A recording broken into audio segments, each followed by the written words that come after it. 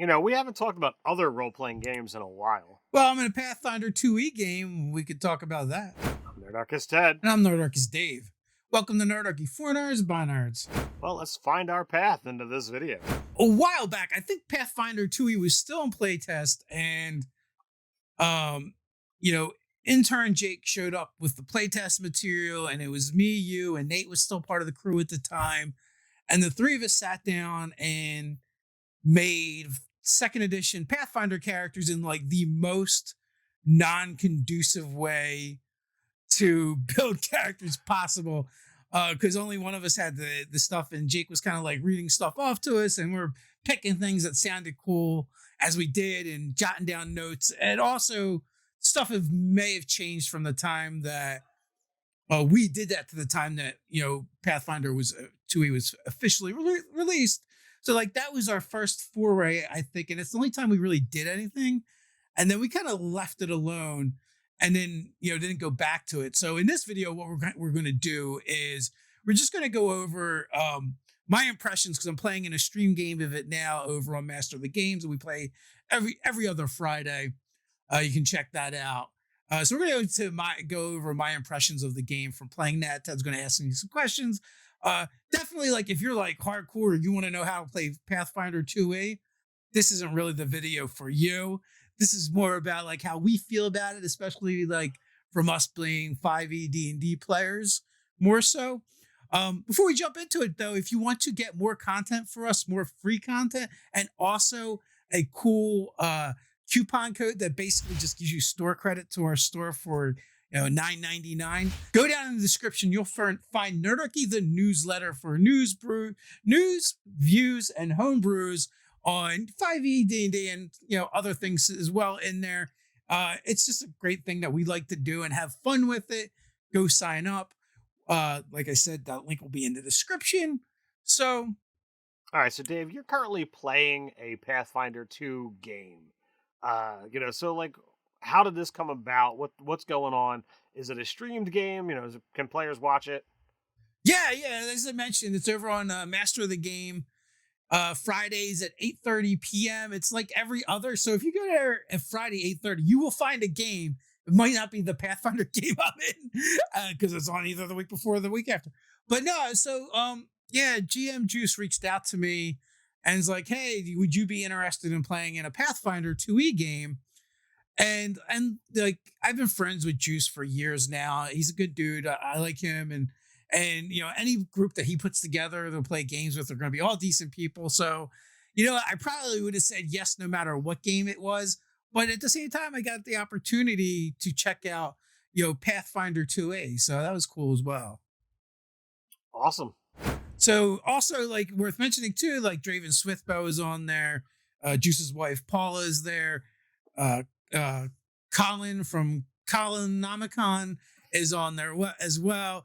So some other people that you may already be familiar with, the Bill Allen, which is also another great YouTuber to check out. I mean, are you following any of these people's? If not, you should be. Let us know down in the comments, and also tell us about your first experiences with Pathfinder 2e down there. Yeah, on your way down there, stop by that middle bracket where you can do all the things that will help Nerdarchy out, like, share, subscribe. Even attune to that notification bell. And as a quick reminder, we drop new videos on Monday, Wednesday, and Friday. So come on back to the channel and see what we're talking about. It'll probably be 5e content, but sometimes we talk about other role-playing games like in this video. All right, it's grilling time. I got a small handful of questions here for you, Dave. It's time to put you in the hot seat. So as you mentioned earlier in the video, we are primarily 5e players, although we do like other RPGs and play them. So how do you feel that Pathfinder 2 compares to 5e?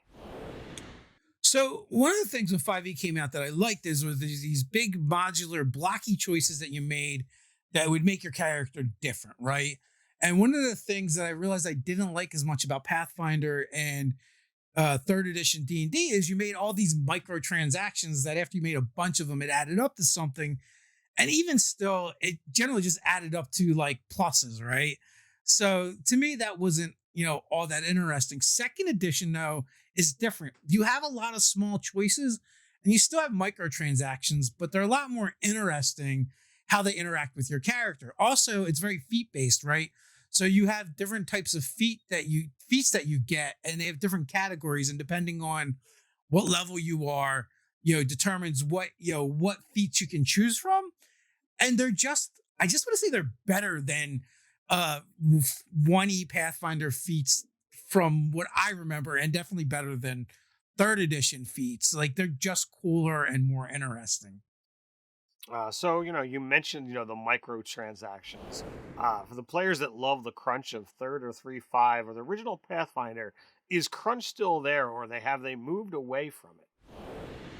No, it's still a fairly crunchy game. It's just the crunch happens differently. It feels easier to manage. And they also got away from swift actions and bonus actions and move and attack actions and things like that. It's just like you basically have like these action, they're like points, and you get 3 of them. So basically, like, I'm playing an alchemist character, so generally I can move, and then it would cost me an action to get ready one of my alchemy things, alchemy bombs ready, and then another one to attack with it. But then there's like feats that could like make that even faster, where it would eliminate one of those actions, and I have them. You have to I think you have to do things like use actions to put your shield up.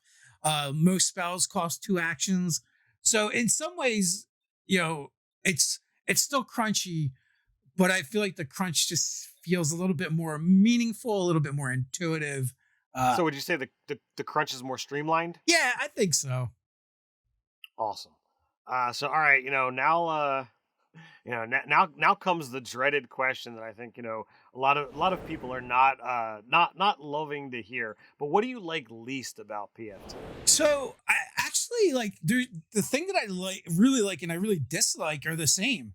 It's character creation complexity. Like, I don't mind it, but as someone who wants to get new people in the hobby and have more people playing the game, it is more complex to build a character. It does take a little bit more mastery and knowledge. And like, the first time you build a character, you're probably not going to build a great character mechanically. I mean, it might still be fun. You can still have fun playing it, but I feel like it requires a little bit more. And to that end, though, I will say, there is a great app called Path Builder. I think it's called Path Builder 2E. You can like download it for free and get some of the functionality. I actually paid for a paid version just because I like the app so much and it found it so useful. I mean, it's one of the reasons I like 5e is because I have D&D Beyond and I can just go in there and click buttons and build a character really fast. If you have this app, I feel like that's going to take away some of the learning curve for you and make it easier to see how your choices all interact with each other. Pathfinder 2e does something really well, and it is the thing that 5e is struggling with now. 5e is right now struggling with the identity of these legacy things from earlier editions, like D&D race, and what does it mean, and how to implement it. And Pathfinder moved away from that with ancestries, and actually it's really cool because in a lot of them, like you pick your ancestry, like goblin, and like then I'm a Charheart hide goblin because my character's an alchemist, uses fire and bombs and makes him resistant to fire and stuff. But there's a bunch of different ones. Like, I think there's one where you can sustain yourself by eating like pretty much anything. Garbage means nothing to you. You like to eat it. You're like a Grouch from Sesame Street. So like they do that really, really well. And I mean, it does add to the complexity, but like, I think the payoff is there and it's super rewarding. All right, so now you kind of mentioned that the complexity of character creation is what you like least and most. Yeah. How does that affect, like, what do you like the most about it? Because the way the choices kind of stack up to make your character kind of interesting. Like, one of the cool things is the way they do their bonuses, right? You have your ancestry, you have your character class, and you have like a background like you do in 5e. Well, all of those are going to give you bonuses to your stats. And it's usually like this stat or that stat increases and then put one wherever you want. So you do end up with a lot of flexibility when building your character, but it also at the same time still says, well, if you're a goblin, you are either going to be dexterous or really likable, right? You're going to pick one of those, and but then you're going to put this other stat wherever you want to kind of like maybe suggest like what your upbringing was like. The class that you ended up pursuing, well, that's gonna affect your stats as well, and it makes sense because, well, if you went to down an academic route, you were probably smarter or you studied more or whatever to make that make sense. And then the background is kind of like that in between, like what did you do before you were an adventurer, and you can also tailor them as well.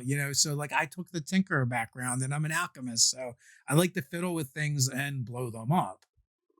I mean, all of that makes sense. Hopefully, the viewers out there are, getting a good feel, for what you're sharing. But is there anything else about Pathfinder that you think, that these questions haven't covered that you think they need to hear? Well, you might have seen going around a little while ago was like why this big YouTuber was quitting Pathfinder, and there was like a flurry of response videos to that, right? Hmm. And like their complaint was like everyone does the same thing after a while. And they acknowledge like this happens in almost all role-playing games where combat is kind of heavy. So but they're like, well, if I'm gonna have everyone do the same thing over and over again, I might as well go to a more streamlined, simpler game to play for players like 5e. But again, like because it's a problem with all systems, I don't think it's a really good reason why to like play or not play a particular game. And also, like it depends on the players, right? It's very player driven. If you have players that only ever want to just always do the most optimal thing all the time, then it's gonna be the same, right? Because they're just gonna make those choices. But in the game we were playing, like we were playing a module and we had to get something that a kind of like a bee was guarding. I mean, not a bee, a bear was guarding. Going to to that encounter, we encountered bees and beehives, and I was like, oh well, we got to deal with this bear, and bear's like, honey, maybe we can use this. So after we overcame the bees, like I captured a beehive full of bees and put it in a sack, right? And later used it in the bear encounter and weaponized it. Well, that's not on my character sheet anymore. I also wrote a series of ones in the process of doing it and did more damage to myself and the party than the bear might have. But but it's like it always comes down to the players, right? It's a role playing game. You can kind of do whatever you want to do with it, and it's important to keep that in mind. The most optimal choices aren't always the most fun choices, right? And that applies to Pathfinder 2e or any game for that matter. So it's like important to keep that in mind. We're only second level so far, so we're still at the very beginning. I've only gotten the level up once.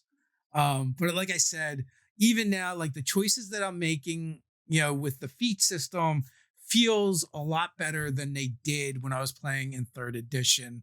So all in all, I'm having a lot of fun with it. There's some interesting things and like your initiative bonus is whatever stat the GM decides.